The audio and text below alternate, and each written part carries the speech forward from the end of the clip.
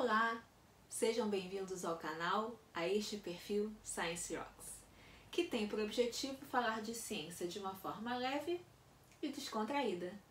Eu sou Cristiane Bretas e hoje, como toda quarta-feira, nós temos mais um episódio da nossa série sobre o universo de medicamentos. No vídeo de hoje, nós vamos começar a falar mais um pouquinho sobre os processos farmacocinéticos, começando pelo processo farmacocinético de absorção de fármacos. Você sabe o que compreende esse processo farmacocinético? Então fique ligadinho que Karine Paulo de Souza tem um recado para vocês.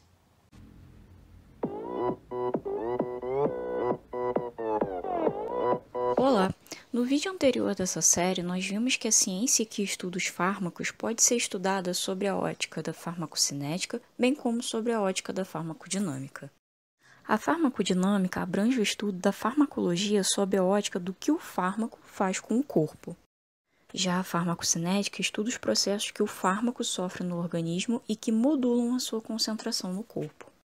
No vídeo anterior, nós vimos que por conta da janela terapêutica e o fato da diferença entre remédio e veneno ser a dose, estudar os processos farmacocinéticos é importante para o planejamento de esquemas terapêuticos racionais.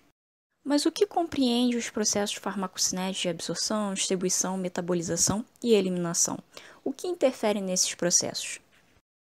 Estes processos dependem, por exemplo, de algumas propriedades físico-químicas dos fármacos, que têm relação com a sua estrutura química.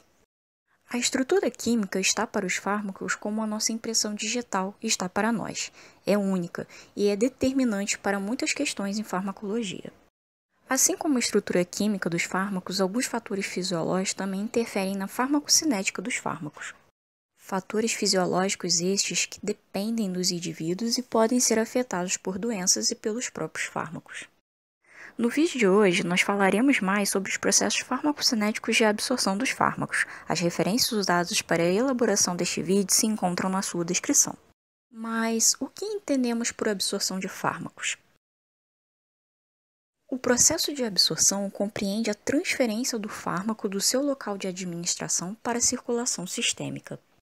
É importante considerar a amplitude deste processo, ou seja, em que extensão ele ocorre. A velocidade em que este processo ocorre pode ser modulada. O parâmetro farmacocinético relacionado à absorção é o fator de biodisponibilidade. Ele tem relação direta com a biodisponibilidade representada pela área sobre a curva no gráfico, que relaciona concentração plasmática e tempo. A biodisponibilidade abrange o quanto do fármaco, a partir de uma dada forma farmacêutica, alcança a circulação sistêmica na sua forma original e ativa. Mas será a absorção sempre um processo desejado? Cabe falarmos que quando usamos um medicamento contendo um fármaco, podemos desejar efeitos locais ou sistêmicos. Quando desejamos efeitos sistêmicos, é interessante que tenhamos um cenário que favoreça o processo de absorção, diferente de quando nosso objetivo é priorizar um efeito local. Quando priorizamos um efeito local, falamos em uso tópico. Mas como modular o processo farmacocinético de absorção de modo a favorecê-lo ou não? Para isso, é importante vermos os fatores que interferem no processo de absorção. No caso de absorção, além de algumas propriedades físico-químicas dos fármacos e fatores fisiológicos dos indivíduos, o processo depende ainda da via de administração e da forma farmacêutica. Para começarmos a entender o porquê disso, é preciso que consideremos que os fármacos, para serem absorvidos a partir do local onde foram administrados, precisam se encontrar na menor partícula possível, ou seja, em solução, para passarem barreiras biológicas. Essas barreiras biológicas são constituídas por células. As células animais são delimitadas pela membrana plasmática, que é constituída por uma bicamada lipídica. Nos próximos episódios dessa série, nós veremos que esta passagem por barreiras biológicas também é importante para outros processos farmacocinéticos além da absorção. Existem diferentes mecanismos moleculares envolvidos na passagem de fármacos por barreiras biológicas. O transporte de alguns fármacos pode ser mediado por carreadores, ou seja, proteínas ancoradas na bicamada lipídica, o que é característico tanto do transporte ativo como da difusão facilitada. Este transporte depende da presença de afinidade do fármaco por esses sítios de ligação, sendo um processo passível de saturação e competição, de acordo com a concentração do fármaco ligante, mas estes conceitos serão apurados em outro vídeo. O fármaco também pode ser transferido de um compartimento para outro, mediante a passagem por espaços entre as células ou ainda por poros aquosos.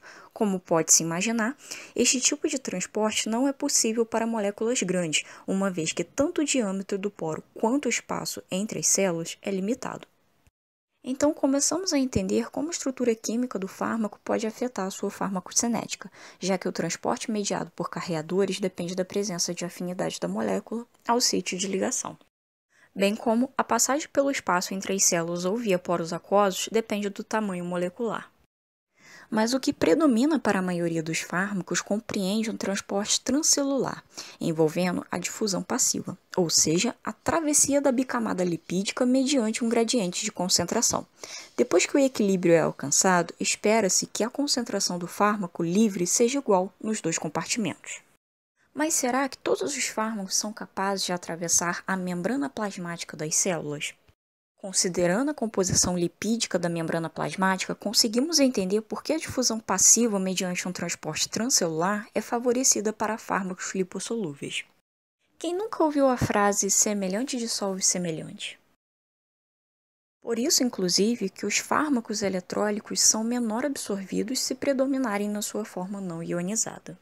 A forma não ionizada é mais lipossolúvel que a forma ionizada. A presença de carga na molécula ionizada, seja carga positiva ou negativa, diminui sua lipossolubilidade e desfavorece sua passagem por barreiras biológicas.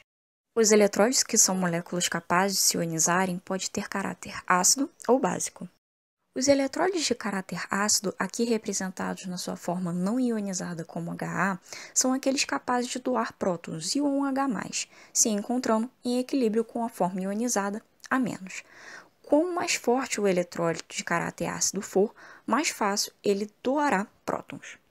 Já os eletrólitos de caráter básico, aqui representados na sua forma não ionizada pela letra B, são aqueles capazes de aceitar espécies H+, se encontrando em equilíbrio com a forma ionizada BH+. Quanto mais forte o eletrólito de caráter básico for, mais fácil ele receberá prótons.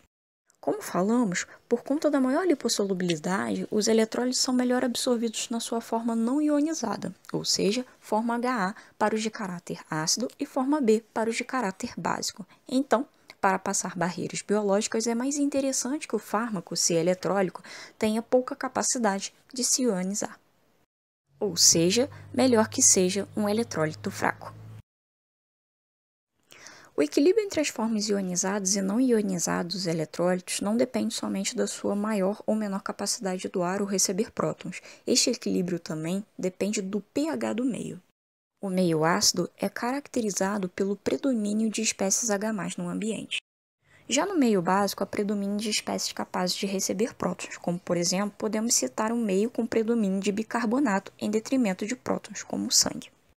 Podemos ver que os fármacos de caráter ácido, ou seja, aqueles que doam prótons, representados novamente por Ha, irão conseguir fazê-lo melhor em um meio básico. Então, a forma não ionizada do fármaco de caráter ácido, mais lipossolúvel e melhor absorvida, predomina em um ambiente ácido. Já os fármacos de caráter básico, isto é, que aceitam prótons, mais uma vez representados pela letra B, se ionizarão mais em meio ácido, onde há prótons a serem recebidos. Deste modo, no caso de fármacos de caráter básico, a absorção será melhor a partir de um meio básico. Com isso, podemos ver que não somente propriedades físico-químicas do fármaco, como tamanho molecular, lipossolubilidade e ionização, interferem no processo farmacocinético de absorção. Fatores fisiológicos como o pH local também interferem nesse processo. Além do pH local, outros fatores fisiológicos interferem na absorção, como a área de superfície absortiva, tempo de contato com esta superfície, fluxo sanguíneo local e espessura da barreira biológica. Estudos mostram que o processo farmacocinético de absorção apresenta relação direta com o fluxo sanguíneo local. A associação de vasoconstritores como anestésicos locais, por exemplo, se baseia justamente nessa observação. Vasoconstritores como a adrenalina diminuem o fluxo sanguíneo local, diminuindo o processo de absorção. Essa estratégia mantém o anestésico mais tempo no local, aumentando a duração da anestesia e determinando menos efeitos sistêmicos indesejados. De semelhante modo, quanto maior a área de contato da superfície absortiva, maior é o processo de absorção. A absorção também é favorecida quanto mais delgada for a barreira biológica.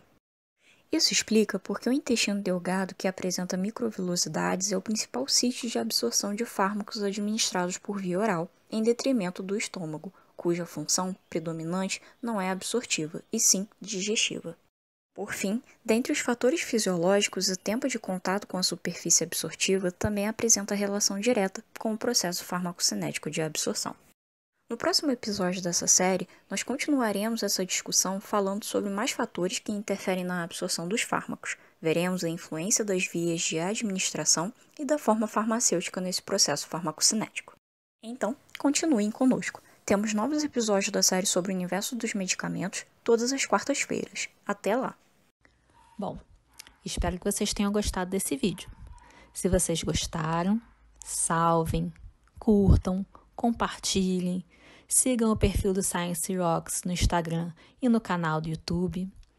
E se vocês tiverem alguma dúvida ou quiserem que a gente traga algum assunto em especial, deixa aqui embaixo nos comentários. Obrigada e até a próxima!